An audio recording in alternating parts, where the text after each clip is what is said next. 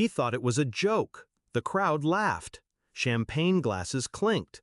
My father leaned into the microphone with the smugness of a man who believes humiliation is tradition. My humiliation. I sat there, staring at the white tablecloth, the untouched flute of champagne. My sister covered her face, giggling along with him. My mother's laugh was sharp, brittle, but complicit. They thought I would stay silent, like always. But silence is a seed, and that night it bloomed. It had been years of this.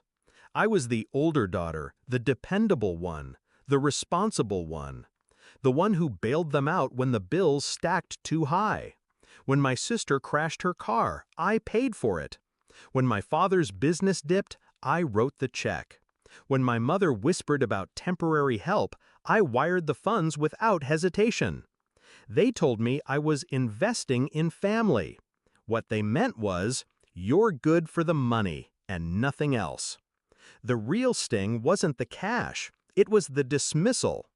Every achievement of mine, my degree, my promotions, the house I bought alone, was brushed aside, while my sister's mediocrity was celebrated like royalty. And now, on her wedding day, the imbalance was paraded in front of 200 guests. Not married, not educated, but at least she's good for a check. That was the punchline of my life. The betrayal crystallized months earlier, when I learned about the wedding fund. They had promised me once, long ago, that both daughters would receive the same, $100,000 each, when we married, a family tradition. I never asked for it, never planned around it, but I believed them. Until I found the paperwork. A single transfer, the entire account drained, funneled into my sister's wedding expenses. My portion? Erased.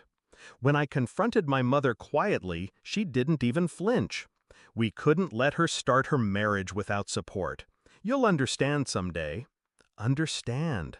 That word again. Always the excuse for betrayal. That's when I stopped being their daughter and started being their reckoning.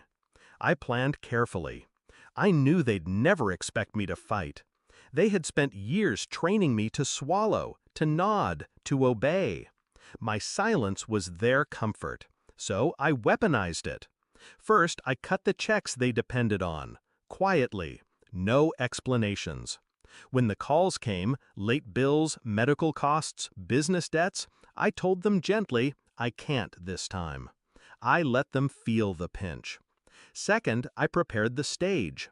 I combed through my accounts, gathered every transfer, every loan that was never returned. I had the receipts, literal and metaphorical. And third, I waited. Because revenge isn't loud, it's precise. It's delivered when the audience is largest and escape is impossible.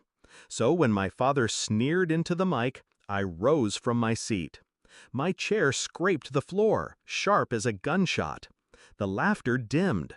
Heads turned. I walked calmly to the stage. My heels echoed against the ballroom floor, steady, deliberate.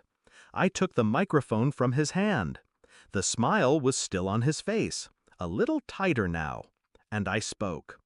Oh, and that $100,000 wedding gift? I let the pause hang, heavy as a noose. Gone. The room stilled. I turned, slow, letting every guest see me. That's right. There was never money set aside for me.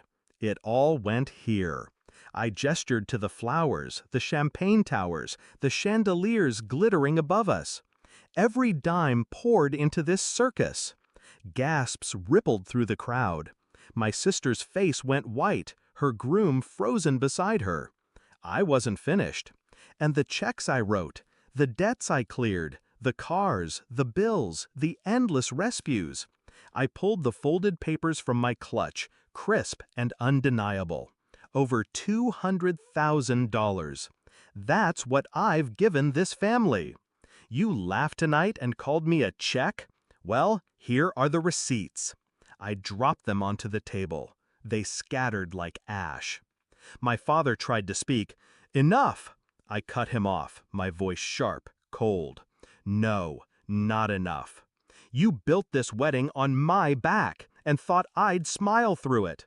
You thought humiliation was free. I leaned closer, just enough for him to hear the final twist. But humiliation has a cost, and tonight you'll pay it. The silence was suffocating. 200 guests held captive by the truth. My sister whispered, frantic, "You're ruining my wedding." I straightened, microphone steady in my hand. No, I'm reclaiming my life. Then I handed the mic back, walked off the stage, and out of the hall. They didn't chase me. They couldn't. Not with an audience watching, not with their image crumbling. By the time the cake was cut, whispers had swallowed the room. Guests eyed my parents not with admiration, but with suspicion. Every laugh they'd earned that night curdled into pity. And my sister? Her perfect wedding was tainted forever. The golden memory cracked down the center. I didn't need to stay to see it. I already knew.